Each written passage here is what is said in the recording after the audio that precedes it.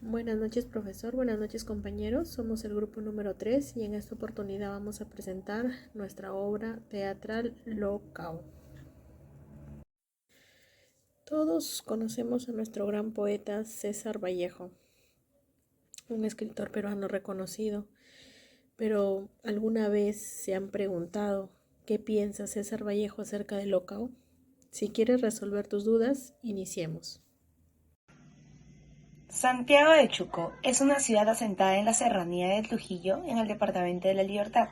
En esta acogedora población nació un 16 de marzo de 1892 un grande de la poesía universal peruana, César Abraham Vallejo Mendoza. César Abraham Vallejo Mendoza viene siendo el hijo menor de don Francisco de Paula Vallejo Benítez y María de los Santos Mendoza Giurreno, cuya familia tenía una gran devoción cristiana. Su padre le escribió en uno de los pocos colegios secundarios estatales, San Nicolás, en la vecina ciudad de Huamachuco, donde fue un alumno destacado desde allí. Ya daba indicios de un gran potencial literario, escribiendo versos. Al terminar el colegio, aspira a continuar con sus estudios ingresando a la Universidad Nacional de Trujillo, a la Facultad de Filosofía y Letras. Posteriormente, también realizó un doctorado en la Universidad Mayor de San Marcos. En aquel año, entra a trabajar como maestro del primer grado en primaria en el Colegio Nacional San Juan, teniendo entre sus alumnos al conocido escritor Ciro Alegría, el cual nos cuenta años que más tarde que a Vallejo le gustaba que ellos relataran sus historias y dialogar de las cosas que veían a diario. Dentro de este periodo de tiempo vivió en carne propia la incertidumbre de un joven quebrado económicamente, que le obligó a hacer una pausa en sus estudios para trabajar en busca de un colchón económico que le permitía cumplir sus objetivos académicos. En esta travesía laboral vivió en carne propia las injusticias, explotación de la clase trabajadora, el monopolio del poder y la discriminación, que fueron inspiración para su trabajo poético y formación ideológica. Vallejo viajó a Francia, asentándose en París, presionado por la persecución política, donde sería su última morada, y solía declarar: «Soy revolucionario por experiencia vivida», en la cual nos da una clara postura de su ideología política, sumándose factores como su origen andino, su afiliación al marxismo y su formación católica. Como expresa en sus trabajos literarios, en la parte final de su vida está impregnada esta ideología, como vemos justamente en su obra teatral.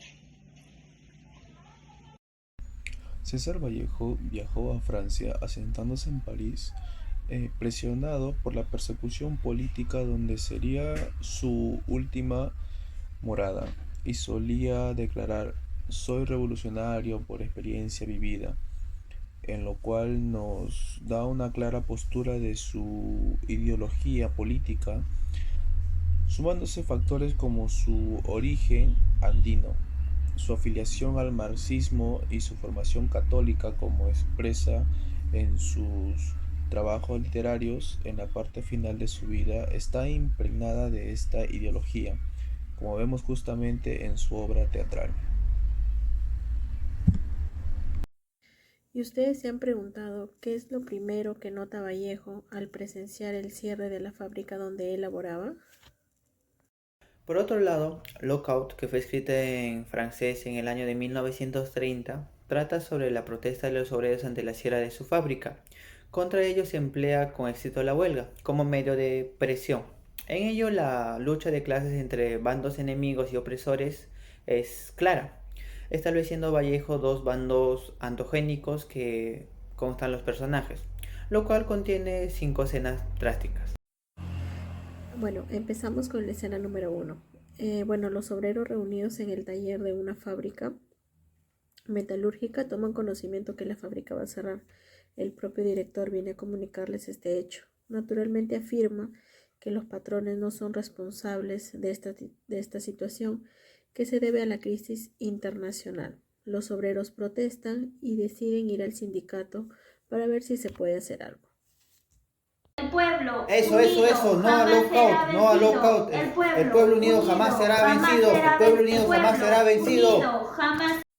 Bueno, en este caso, en la escena número 2, ellos tienen lugar a una entrevista con el Ministerio de Trabajo. Primero entre el ministro y los empresarios que quieren cerrar algunas de sus fábricas o disminuir salarios a los obreros. El ministro, que es socialista, quisiera ayudar a los obreros, pero uno de los capitalistas lo amenaza con hacer protestas, una de la letra que el ministro debe. Es de esa manera que los empresarios lo obligan a hacer todo lo que ellos desean. En la reunión de los industriales con los 3 delegados, los obreros, un empresario Leblanc, tomando aparte el delegado 1, que es Dupleix, tratan de comprarlo, ofreciéndole dinero, pero él no acepta. Entonces lo amenazan con la cárcel. Delegado 1 no se vende, sale abruptamente y se va a reunir con los otros delegados. Señor ministro, el motivo de por qué estamos cerrando algunas de nuestras fábricas es porque no nos abastecemos para poder pagar a los obreros. ¿Es eso o si no, bajar el sueldo o el salario de todos ellos? A ver, señores, en esta reunión que se está dando, yo como ministro del Trabajo, yo no voy a cerrar algunas fábricas ni disminuir el salario de los obreros, ya que esos obreros tienen familia y necesitan para comer, necesitan para sobrevivir. Y yo estoy en contra de esa decisión y yo voy a apoyar a los obreros. Señor ministro, si usted sigue ayudando a los obreros, nosotros vamos a hacer visibles algunos favores y jugadas que ha hecho usted como alto mando. Mire, señor delegado, sé que usted tiene necesidad y no quiere perjudicar tampoco a su familia. Acá tengo un premio para usted, si en todo caso hace que sus compañeros obreros dejen de protestar. Nosotros como delegados no nos vendemos, somos la voz de todos los obreros que se han quedado sin trabajo. Vamos a seguir luchando para conseguir nuestros derechos. Bueno, en este caso la escena 3 es un poco más simplificada, ya que tiene lugar en el sindicato. Trata de discusiones de los obreros al organizar la huelga. En un momento dado, uno de los obreros ofrece una verdadera lección del marxismo a sus compañeros. Es la parte más didáctica de esta obra. Bueno, en la escena número 4 muestra la represión de la huelga por la policía y el sufrimiento de los obreros y sus familiares. Reina una atmósfera de pánico, muerte. Mientras tanto, los dueños de las fábricas que deben ser cerradas están en un cabaret acompañados de copetineras derrochando su dinero en juegos bastante vulgares. La escena termina con el asesinato del guardián por parte de la policía por haber descubierto que este vigilante era un soplón.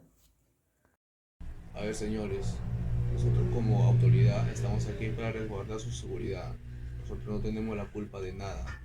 Nosotros lo que tratamos de hacer es evitar un conflicto.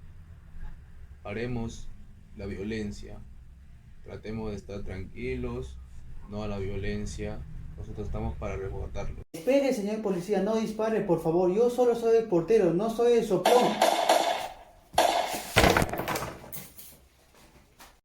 Bueno, en este caso, en la escena número 5 se viene narrando lo que es el triunfo de los obreros. En este caso, pues la fábrica ya no cerrará, ni los salarios van a ser disminuidos. Sin embargo, esta victoria no es sino un paso hacia la revolución proletaria. Bueno, en conclusión, el escritor, al haber escogido como tema central la pieza Lockout, que es un conflicto entre patrones y obreros, que va a concluir con una huelga y va a finalizar asimismo con el triunfo de los obreros, en un escenario temporal que hace alusión a la Gran Depresión Mundial de los años 1929 a 1930. César Vallejo toca el meollo de la lucha de clases. Alrededor de este núcleo giran todos los puntos que conciernen a las contradicciones entre empresarios y trabajadores. Su obra va a ser una clase magistral de marxismo respecto al cómo y al porqué de las luchas entre la burguesía y el proletariado. Gracias.